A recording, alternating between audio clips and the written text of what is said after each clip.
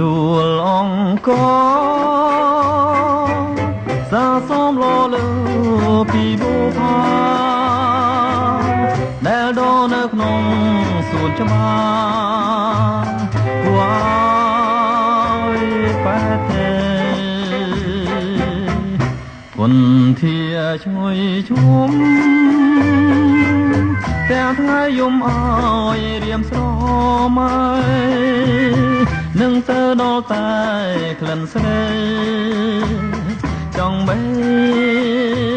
បំពេតាំងពីបងបានយល់ភែត្រា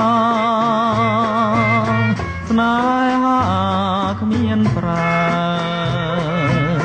តើស្រីនាងស្មោលើរូបបងខ្លាទេ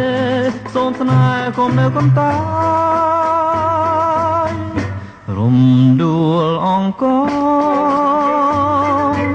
វាមកសូមមកអូនឆ្លើយថាស្នេហ៍ឬមួយប្រងើយចំពួងរូម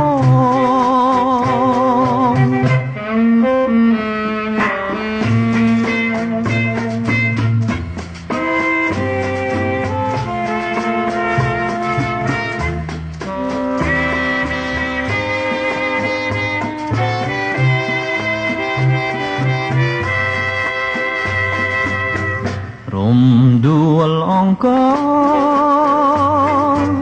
វាមកសូមមកអូន